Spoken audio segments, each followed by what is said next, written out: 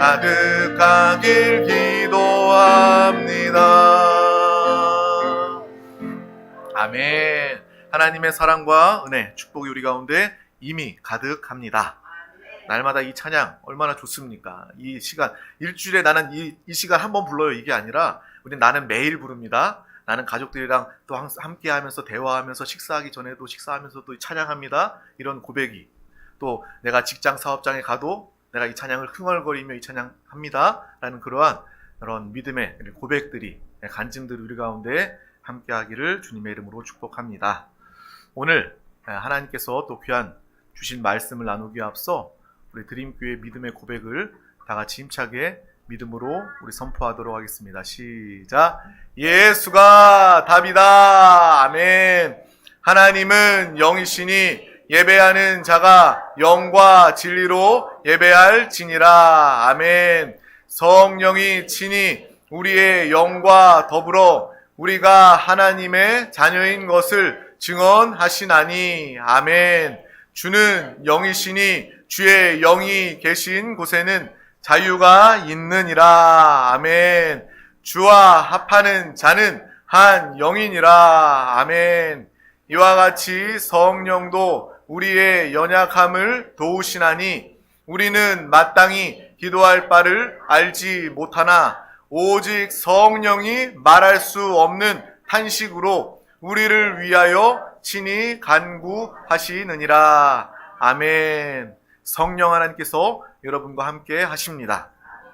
우리가 이 시간만 내가 믿음을 사용하고 나타내는 것이 아니라 항상 나는 혼자가 아닙니다. 우리 어린 자녀들도 마찬가지예요. 나는 혼자가 아닙니다. 부모님과 가정에 함께 있을 때만 우리가 누구와 같이 있는 것이 아니라 우리 어린 자녀들, 우리 친구들도 학교에 있을 때, 나 혼자 있을 때도 여러분은 성령님과 함께 하는 것입니다. 그래서 항상 주님을 부르면서 성령님이 나를 이렇게 말씀으로 하나님께서 약속하신 것처럼 여러분을 지키고 돌보시고 있음을 알고 어린 자녀들도 항상 담대함으로 믿음으로 살아가시기를 축복합니다. 하나님께서 오늘 우리 가운데 주신 귀한 말씀 제목은 서로 하나 되며 사람을 얻는 신앙생활입니다. 우리 다 같이 이 제목을 믿음으로 선포하도록 하겠습니다. 시작. 서로 하나 되며 사람을 얻는 신앙생활. 아멘. 우리의 신앙생활은 어떤 신앙생활이 되어야 할까요? 먼저 우리의 신앙은 서로 하나 되는 신앙이 되어야 합니다. 특별히 우리 교회 안에서, 우리 교회 안에 세상 사람들은 얼마나 나누어집니까? 만나면 만날수록, 많은 사람이 모이면 모일수록 여러 갈래로 나누어질 수밖에 없습니다. 하지만 교회는 하나입니다. 어떻게 하나 될 수 있을까요? 내가 세상 사람들과 별 다를 바가 없는데 어떻게 교회 안에서 하나 될까? 교회 안에서 하나 될 수 있는 이유는 바로 예수 그리스도입니다. 예수가 답이다. 우리가 내 생각, 내 고집, 어떤 정치적인 내용, 그런 것들을 이야기하는 것이 아니라 예수만을 말하며 내 안에 사시는 예수만을 찬양하고 간증할 때 우리는 진정으로 하나 될 수 있는 것입니다. 하나님의 나라는 하나됨의 역사가 나타나는 곳입니다. 아무리 좋은 곳이라 할지라도, 그곳이 천국이라 할지라도 서로 갈래갈래 나누어지고 싸우고 다투게 된다면 그곳이 천국이겠습니까? 참된 하나님의 나라 천국은요, 하나 될 때 나타나는 것입니다. 우리의 가정이 예수로 하나 되시길 주님의 이름으로 축복합니다. 여러분의 가정이 하나님의 나라가 되시길 주님의 이름으로 축복합니다. 여러분이 가는 직장과 사업장이 하나님의 나라가 되기를 주님의 이름으로 축복합니다. 예수 그리스도로 믿음으로 우리는 하나 될 수 있는 것입니다. 또한 믿는 자들은 우리는 하나 될 뿐만 아니라 사람을 얻어야 합니다. 우리가 복음을 증거해서 영혼을 구원하고 전도하기 위해서 사람을 얻어야 할 뿐만 아니라, 이것은 신앙생활뿐만 아니라 여러분의 일상에도, 여러분이 직장, 사업 어디에 가든 여러분의 삶이 복된 삶이 되려면 사람을 얻어야 돼요. 여러분의 주변에 사람이 많아야 합니다. 이것은 우리의 신앙생활의 필요일 뿐만 아니라 삶의 필요가 되는 거예요. 그것을 위해서 오늘 하나님이 주시는 답을 깨닫기를 주님의 이름으로 축복합니다. 항상 여러분의 삶을 보면서, 여러분의 믿음의 고백, 여러분의 표정을 보면서 많은 사람들이 다가와서 나도 뭔지는 모르지만 당신의 그런 긍정의 기운, 이 생명력을 나도 함께 하기를 원합니다. 그 사람들도 알잖아요. 내가 좋은 사람들, 좋은 영향력을 가진 사람들과 함께 할 때 자신도 살아나고 회복되는 것을 그 사람도 압니다. 그렇기 때문에 믿음의 사람들은요, 저와 여러분의 삶은요, 사람들을 얻는 그러한 삶의 모습이 되어야 할 줄 믿습니다. 많은 사람들을 얻으시기를, 또 하나 되는 역사를 누리시기를 축복합니다. 우리가 이 성경 말씀을 읽기에 전에 좀 많은 이야기를 나눴는데, 오늘 하나님께서 우리에게 주신 귀한 말씀은 사도행전 21장 17절에서 26절 말씀입니다. 사도행전 21장 17절에서 26절 말씀을 우리 다 같이 천천히 합독하도록 하겠습니다. 예루살렘에 이르니 형제들이 우리를 기꺼이 영접하거늘 이튿날 바울이 우리와 함께 야고보에게로 들어가니 장로들도 다 있더라. 바울이 무난하고 하나님이 자기의 사역으로 말미암아 이방 가운데서 하신 일을 낱낱이 말하니 그들이 듣고 하나님께 영광을 돌리고 바울더러 이르되 형제여 그대도 보는 바에 유대인 중에 믿는 자 수만 명이 있으니 다 율법의 열성을 가진 자라. 내가 이방에 있는 모든 유대인들을 가르치되 모세를 배반하고 아들들에게 할례를 행하지 말고 또 관습을 지키지 말라 한다 함을 그들이 들었도다. 그러면 어찌할꼬? 그들이 필연 그대가 온 것을 들으리니 우리가 말하는 이대로 하라. 선한 네 사람이 우리에게 있으니 그들을 데리고 함께 결례를 행하고 그들을 위하여 비용을 내어 머리를 깎게 하라. 그러면 모든 사람이 그대에 대하여 들은 것이 사실이 아니고 그대도 율법을 지켜 행하는 줄로 알 것이라. 주를 믿는 이방인에게는 우리가 우상의 제물과 피와 목 베어 죽인 것과 음행을 피할 것을 결의하고 편지하였느니라 하니 바울이 이 사람들을 데리고 이튿날 그들과 함께 결례를 행하고 성전에 들어가서 각 사람을 위하여 제사 드릴 때까지의 결례 기간이 만기된 것을 신고하니라. 아멘. 오늘 이 시간 바울의 이 모습을 통해서 바울은 어떻게 하나님의 뜻을 감당했는지, 바울의 삶을 통해서 가는 곳마다 그가 많은 사람들과 교회가 하나 될 수 있었고 또 사람을 얻을 수 있었던, 성도를 하나 되게 할 수 있었던 그 비결이 무엇인지 보고 깨닫는 귀한 시간 되기를 소망합니다. 성령의 사람, 바울에 대해서 우리는 나누고 있습니다. 또한 우리도 동시에 성령의 사람입니다. 바울이 하나님의 사명을 감당했다면 우리는 부러워하고 존경할 뿐만 아니라 우리는 바울을 보면서 나 또한 이 일을, 더 큰 일을 감당할 수 있음에 우리는 소망과 믿음을 가져야 하는 것입니다.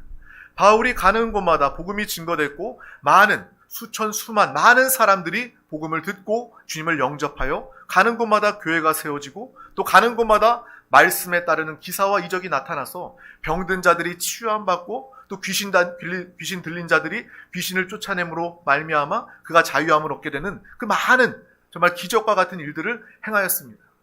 그 바울의 삶을 보면서 우리는 나 또한 내가 성령 충만하면 이러한 삶을 살 수 있음을 기뻐하시며 이러한 삶을 모두가 체험하며 살아가시길 주님의 이름으로 축복합니다. 이 말씀은요, 이 글씨가 아닙니다. 과거의 이스라엘의 역사의 기록이 아닙니다. 오늘날 여러분 가운데 일어날 하나님의 놀라운 약속, 성취될 일들임을 우리는 믿음으로 바라보아야 하는 것입니다.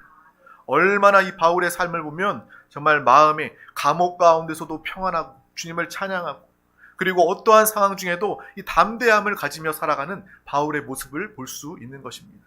항상 기억할 것은 그 비결은 바로 성령 충만이었다. 우리가 구해야 할 것은 육신의 필요도 구해야 하겠지만 우리가 가장 우선적으로 가장 중요하게 구해야 할 것은 바로 성령 충만입니다. 우리가 성령 충만 받을 때 이 세상을 능히 이길 수 있고 모든 문제를 초월할 수 있고 하나님의 사명을 능히 감당할 수 있는 것입니다. 내 육신은 너무나도 연약합니다. 저도 육신의 연약함을 항상 느낍니다. 내가 많이 그래도 목회를 하면서 기도를 하면서 주의 말씀을 읽으면서 내가 변화되었지 하면서도 여전히 변화되지 않은 내 육신의 모습을, 내 육신의 정욕적인 모습을 발견하게 됩니다. 그때마다 저는 절망하죠. 하지만 육신의 모습을 보고 절망하고 포기할 것으로 끝나는 것이 아니라 우리는 즉시 주님을 붙잡는 것입니다. 절망할 틈도 없이 예수를 붙잡으시길 바랍니다. 돌이키며 회개하며 내가 여전히 내 육신을 바라봤을 때 내가 잘 되었다 하지만 나의 연약함을 보게 됩니다. 주님을 붙잡으면 주님께서 우리를 일으켜 주시고 성령 충만하면 하나님의 능력과 생명으로 우리는 살아가게 되는 것입니다. 세상 사람들은요, 정말 죄 짓는 것 죄인지도 모르고 죄 가운데 사망 가운데 사는 사람들이 있는가 하면, 어떤 사람들은 죄에 민감해서 죄로 그 민감함 때문에 자신을 보면서 자신의 그 연약함을 보고 낙심하고 우울해하는 사람들, 이 두 가지 종류밖에 없는 거예요. 하지만 우리는요, 내가 연약할수록 우리는 예수 그리스도를 더욱더 의지하며 더 굳센 믿음으로 살아가게 되는 줄 믿습니다. 이 일들을 날마다 행하며 모일 때마다 우리는 이 이야기하는 거예요. 한 주간에 집사님 내가 한 주간에요, 내가 예수 부르면서 찬양하면서 감사하면서 살았는데요, 이러한 상황 중에도 내가 감사할 수 있었어요. 내가 몸이 많이 아팠는데도 이 아픈 중에도 감사의 찬양이 나오더라고요. 감사하다 보니까 하나님 어느새 나를 치료해 주셨어요. 어떻게 다른 이야기 할 틈이 있겠습니까? 어떤 세상의 가치, 자랑, 세상의 뉴스들, 그런 이야기 할 틈이 없이 우리 가운데 함께 하신 주님만을 나타내고 간증하기에 시간이 부족한 그러한 살아있는 신앙생활 우리 모두가 다 되시기를 주님의 이름으로 축복합니다.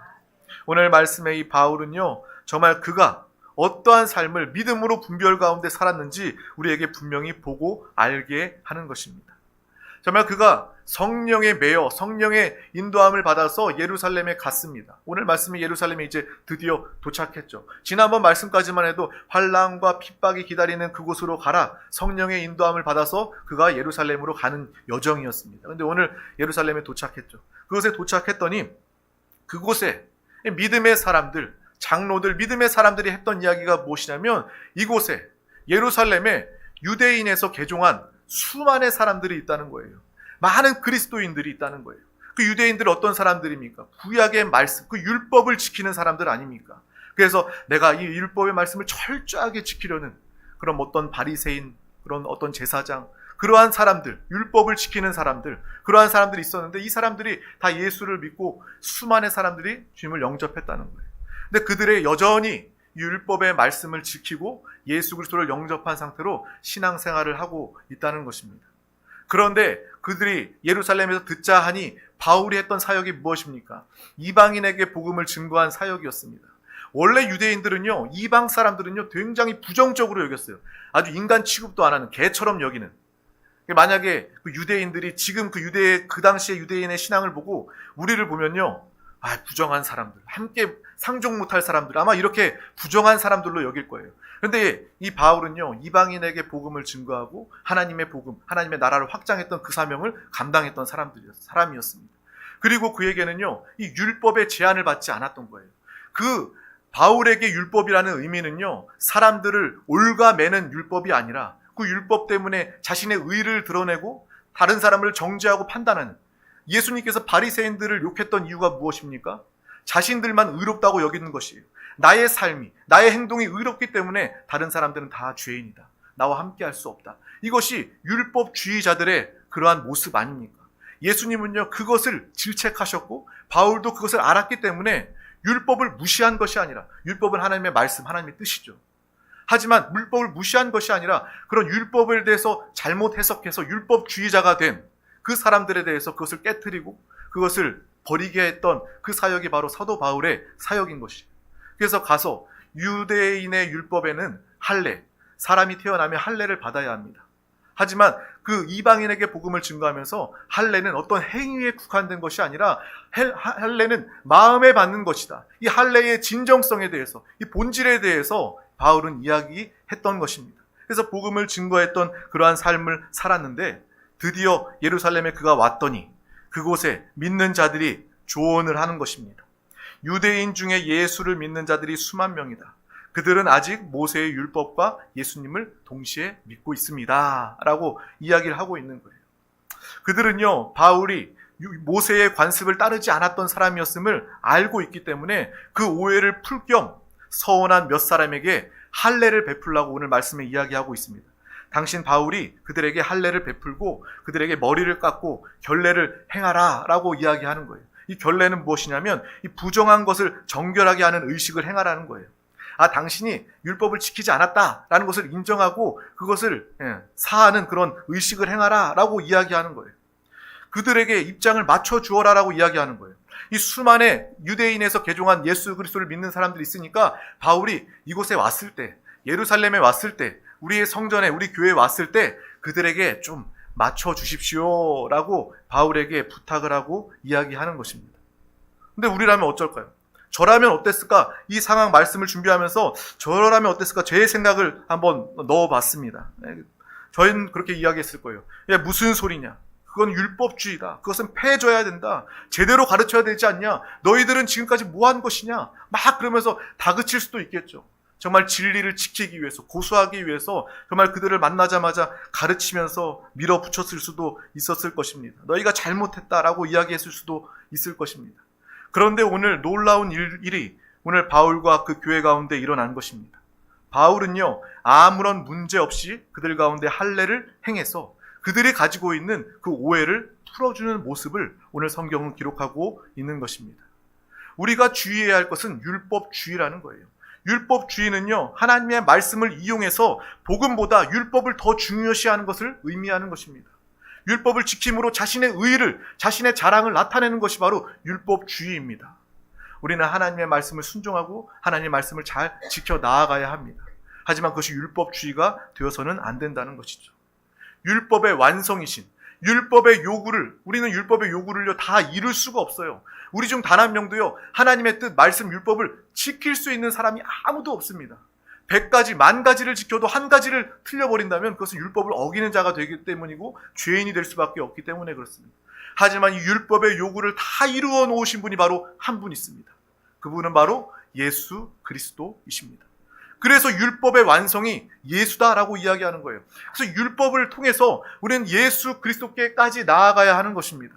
그런데 옛 유대인들은요, 예수 그리스도를까지 나아가는 율법이 아니라 율법주의자가 되어서 예수님을 십자가에 못 박고 죽이는 그 일을 행했던 자들이 바로 유대인 율법주의자였다는 것입니다. 율법의 완성, 예수 그리스도. 율법의 요구를 다 이루어 놓으신 분이 바로 예수이기 때문에 율법을 통해서, 하나님의 말씀을 통해서 결국 예수 그리스도의 결말을 가져야 한다. 예수 그리스도의 답을 가져야 한다.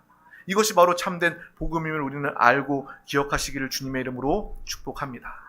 근데 오늘 사도 바울은요, 이곳에 와서 정말 그들의 마음을 헤아리고 사람을 얻는 하나 되는 일을 행하게 되는 것입니다. 내가 조금만 기다려주면, 내가 조금만 양보하면 이 교회가 분쟁과 다툼이 없이 결국 하나님의 때가 되면 하나님의 방법을 통해서 저들이 자신의 잘못과 한계를 깨닫고 더 예수 그리스도를 잘 섬길 것을 알고 주님을 믿고 내가 옳다고 주장하는 것보다, 나의 의견을, 나의 모습을 나타내는 것보다 하나님 나라에 손실이 있진 않는지 그것을 먼저 생각해 봤던 바울의 모습이 아닐까라는 생각을 해보게 되는 것입니다. 그 예루살렘 교회에 바울이 갔을 때 그가 자신의 이야기를 하면서 자신의 의견, 물론 하나님의 뜻이죠, 진리입니다. 그것을 고수하기 위해서 막 그들을 나무래고 지적하고 잘못됐다 틀렸다라고 이야기했을 때 그 교회는 어떻게 됐을까요? 순식간에 반으로 나누어졌을 것입니다. 바울을 따르는 자들의 파와 바울을 반대하는 자들 파로 교회가 나누어졌을 거예요. 하지만 바울은요, 정말 하나님의 나라, 하나됨을 무엇보다 깊이 생각했던 사람이고 결국 하나님의 방법, 하나님의 때로 모두가 깨닫게 하심을, 하나님을 믿었던 그러한 믿음의 모습을 보고 알게 되는 것입니다. 결국 모든 것을 다 하나님께서 하시는 것입니다. 기도 가운데 분별을 가지고 또 분별 가운데 기다려줄 수 있는 믿음의 삶을 우리 모두가 다 살아갈 수 있기를 주님의 이름으로 축복합니다. 바울은요, 정말 얼마나 믿음의 결기가 있던 그런 사람이었습니까? 내 목숨조차도 조금도 귀한 것으로 여기지 않았던 그 믿음의 사람이 이 예루살렘 교회에 왔을 때 그들을 품고 용납해 줄 수 있었던 넓은 품을 가지고 있었다라는 것입니다. 우리 다 같이 바울의 유명한 고백을 믿음으로 다 같이 나의 고백 되도록 선포하도록 하겠습니다. 시작. 유대인들에게 내가 유대인과 같이 된 것은 유대인들을 얻고자 함이요, 율법 아래에 있는 자들에게는 내가 율법 아래에 있지 아니하나 율법 아래에 있는 자 같이 된 것은 율법 아래에 있는 자들을 얻고자 함이요, 율법 없는 자에게는 내가 하나님께 율법 없는 자가 아니요 도리어 그리스도의 율법 아래 있는 자나 율법 없는 자와 같이 된 것은 율법 없는 자들을 얻고자 함이라. 아멘. 율법이 있고 없고 계속 반복돼가지고 헷갈릴 수 있는데, 결국은 그는 내가 사람을 얻기 위해서, 하나님 나라를 위해서, 영원 구원을 위해서 예수 그리스도를 증언할 수 있다면, 예수 그리스도를 증거할 수 있다면 자신의 생각과 고집을 다 꺾을 수 있었던 사람이었다라는 거예요. 그들 앞에서 무릎 꿇을 수 있었던 사람이라는 거예요. 왜요? 그들을 살리기 위해서, 예수 그리스도 이 복음을 증거하기 위해서 그 바울의 이 믿음, 고백을 우리는 알고 기억하시기를 바랍니다. 우리가 이 고백, 말씀을 읽으면서 바울은 왜 이렇게 우유부단해, 이랬다 저랬다 해, 다른 곳에서는 정말 진리만을 막 고집하고 지키고 감옥에도 갔는데 왜 예루살렘 교회 와서는 뭐 있는 자 없는 자 이야기하면서 왜 우유부단한 모습을 보일까? 기회주의자 아니야? 라고 생각할지도 모릅니다. 하지만 우리가 반드시 알아야 될 것은 그는요, 이 예루살렘에 오기까지 환난과 결박이 그를 기다리고 있음을 알고도 성령에 충만하여 죽음을 각오하고 예루살렘에 왔던 그러한 믿음의 다짐이, 믿음의 결심이 있었던 그러한 사람이었다는 것을 우리는 분명히 알고 기억해야 하는 것입니다. 바울은 바로 예수 그리스도 진리에 관해서는 너무나도 분명한 그러한 사람이었어요. 예수 그리스도에 대해서는 타협이 없었던 그러한 사람이었어요. 하지만 그것으로 끝난 것이 아니라 양보할 수 있는 것은 또한 얼마든지 양보할 수 있었던 사람이었다는 거예요. 기다려줄 수 있었던 그러한 사람이었고, 심지어 그 사람 편에도 설 수 있었던 그러한 믿음의 사람이었습니다. 왜요? 그 사람을 얻기 위해서, 모두를 얻기 위해서, 교회가 하나 되기 위해서 그는 이 일을 감당했다는 것입니다. 우리가 반드시 기억해야 될 것은 이 사도 바울의 이 강직한 믿음, 이것도 우리가 귀하게 여기고 기억해야 하겠지만 그 바울의 영적인 훌륭한 성숙함을 우리가 기억해야 할 줄 믿습니다. 내가 성령 충만하다고 해서, 내가 막 빨리 달릴 수 있다고 해서 나 혼자 막 독주하고 달려나가는 것은요, 하나님의 뜻이 아닙니다. 바울은요, 그러한 믿음의 열심과 열정도, 강한 믿음도 있었지만 동시에 다른 사람들을 볼 수 있는 영적인 눈도 있었어요. 나는 빨리 성령 충만함으로 달려나아갈 수 있지만 함께 나아가는 것이 하나님의 뜻이기 때문에, 다른 이제 교회 나오고 이제 신앙생활하는 그러한 사람들이 있기 때문에 그 사람들의 보폭을 맞춰주는 거예요. 내가 빨리 뛰어갈 수 있지만 이제 걷기 시작한 그 사람을 위해서 함께 손을 붙잡고 한 걸음 한 걸음 나아갔던 이 바울의 믿음, 이 바울의 모습을 우리가 함께 기억할 수 있기를 주님의 이름으로 축복합니다. 당신 믿음 왜 이래요? 왜 아직도 믿음이 이렇습니까? 왜 자람이 없습니까? 라고 이야기하기보다 바울과 같이 그 사람을 사랑하고 그 영혼을 위해서 더 기도하고 함께 보폭을 맞추어 속도를 맞추어서 함께 나아가는 그러한 믿음의 삶을, 우리 바울의 삶을 본받아서 우리 또한 살아갈 수 있기를 주님의 이름으로 축복합니다. 정말 이것이 바울의 더욱더 훌륭한 믿음이 아닐까 생각을 합니다. 강한 믿음, 성령 충만한 이 강한 믿음보다 더 훌륭한 것은 바로 그가 성령 충만하여져서 영혼을 얻고 하나 될 수 있었다라는 것입니다. 우리 모두가 다 이러한 삶을 살아가시기를 주님의 이름으로 축복합니다. 오늘 말씀 준비하면서 저 또한 많은 그런 말씀에 정말 회개도 하고요, 또 말씀에 대한 결단, 깨달음도 얻게 되었어요. 목회자라면 적어도 제 마음 생각 중에는요, 누구보다 아주 강직한 사람이 되어야 합니다. 당연히 그렇죠. 정말 하나님의 나라, 정말 세상의 핍박과 어려움이 거세게 다가와도 정말 외골수처럼 고지식하게 정말 하나님 나라만을 위해서 달려가야 하기 때문에 목회자는요, 그 누구보다 강직한 그런 진리 앞에 고지식한 그러한 믿음의 삶을 살아야 한다. 그런 마음을, 그 마음만을 가지고 제가 목회를 하고 살아왔어요. 그래야 내가 절대적으로 진리를 지키고 전할 수 있다라고 생각을 했는데, 오늘 말씀을 또 준비하면서 목회자는 이러한 강직한 그러한 믿음 못지않게 이 부드러움을 갖춰야 하는구나라는 것을 깨닫게 되었습니다. 그래서 나에게 필요한 것은 이 부드러운 강직함이어야 되는구나라는 것을 알게 되었습니다.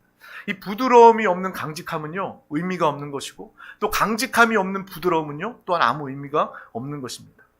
저뿐만 아니라, 목회자인 저뿐만 아니라 우리 모두가 이 부드러움을 갖춘 강직한 믿음을 가지며 살아가는 우리 모두가 되시기를 주님의 이름으로 축복합니다.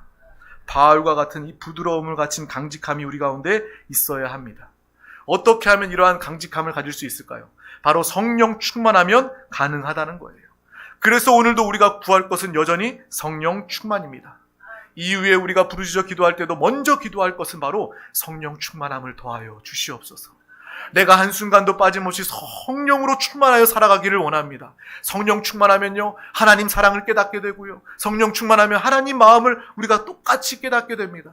하나님 마음을 아는 사람들은요, 이 부드러운 강직함을 가질 수 있는 것입니다. 성령 충만한 성령의 사람 우리 모두가 다 되시기를 주님의 이름으로 축복합니다. 신앙생활은요, 균형이 중요합니다. 오늘 말씀을 통해서 우리가 알아야 할 균형은요, 부드러움을 가지고 있어야 되고 강직함을 가지고 있어야 되는 이 균형을 우리가 함께 알고 볼 수 있는 믿음의 귀한 영혼들 되시기를 주님의 이름으로 축복합니다. 예수를 전하기 위해서 나 또한 목숨을 걸 수 있는 강직함을 나에게 더하여 주시고, 동시에 예수 그리스도를 전하기 위해서 나의 주장과 나의 고집을 꺾고 양보할 수 있는 이 덕을 달라고 기도할 수 있는 우리 모두가 되시기를 주님의 이름으로 축복합니다. 바울은 바로 이러한 삶의 모습을 나타내며 살았던 것입니다. 바울처럼 쓰임받는 저와 여러분 되시기를 주님의 이름으로 축복합니다. 사람의 특징이 무엇인지 아십니까? 내가 옳다고 여기면요, 사람들은요, 그 순간부터 강해지기 시작하는 거예요. 내가 옳기 때문에 말도 강해지고요, 표현도 강해질 수밖에 없는 것입니다. 하지만 성령의 사람은 그렇지 않습니다. 정말 우리가 말씀으로 채워지고 정말 성령으로 충만해질수록 정말 물론 내 영혼은 강해지지만 우리의 표현은 더욱더 온유해지고 부드러워질 수 있는 그러한 믿음의 모습을 나타내시기를 주님의 이름으로 축복합니다. 특별히 한 가지 더 붙이고 싶은 것이, 정말 부모들이요, 내가 옳다고 생각하면 강해지기 때문에 그 순간 자녀들에게 강하게 대하게 돼요. 거칠게 대하게 돼요. 정말 억지로 강요하게 되는 모습을 나타내게 됩니다. 하지만 우리는요, 오늘 말씀을 통해서 그것이 아니라, 그렇게 자녀들, 내가 강하기 때문에, 옳기 때문에 자녀들을 억지로 이끌다 보면 자녀의 저항을 받을 수밖에 없고 자녀와 관계가 어그러질 수밖에 없는 것입니다. 이 자녀를 키우면서도 오늘 말씀을 적용하시길, 이 말씀을 누리시기를 주님의 이름으로 축복합니다. 성령의 사람이 되어서, 성령의 부모가 되어서 부드러운 강직함을 가지고 우리 자녀에게 정말 주의 복음 진리를, 정말 이 진리를 핵심을 정말 고수하며 지킬 수 있도록 전해 주되, 정말 기다려줄 수도 있고 정말 그들에게 기도해 줄 수도 있는 그러한 믿음의 부모가 될 수 있기를 주님의 이름으로 축복합니다. 부드러운 강직함을 가진 부모, 또한 그것을 보고 그것을 배우고 우리 자녀들도 강직한 부드러움을 가진 믿음의 자녀들이 될 수 있기를 주님의 이름으로 축복합니다. 신앙생활 하면 할수록 느끼는 것은 무엇이냐면, 충성하기는, 열심을 내기는 오히려 쉽습니다. 하지만 진정으로 겸손하기는 어렵다라는 거예요. 또 불같은 말을 하기는 쉽습니다. 오히려 근데 인자한 말로 사람에게 감동을 주기는 매우 어렵다라는 것을 압니다. 그래서 오늘 말씀을 통해서 이러한 강직함과 부드러움을 가질 수 있는 성령 충만함으로 살아가는 우리 모두가 다 되시기를 주님의 이름으로 축복합니다. 주님의 이름으로 축복합니다. 기도하겠습니다. 하나님 아버지 감사합니다. 오늘도 우리 가운데 귀한 날을 허락하여 주셔서 이 가장 귀한 이 생명의 예배 자리 가운데 우리를 부르시고 인도하여 주심을 감사합니다. 오늘 말씀을 통하여서 정말 우리가 가는 곳마다 서로 하나됨의 역사를 나타내게 하여 주시고, 또한 모든 자들 사람을 얻고 그 영혼을 구원하고 살리고 회복하는 믿음의 귀한 영혼 성령의 사람 되게 하여 주시옵소서.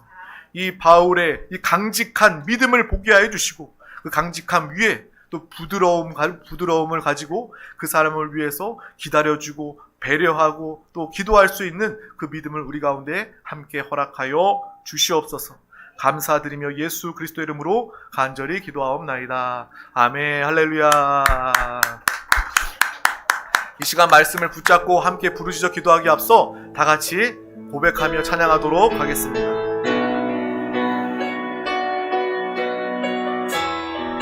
나의 안에 거하라. 아멘.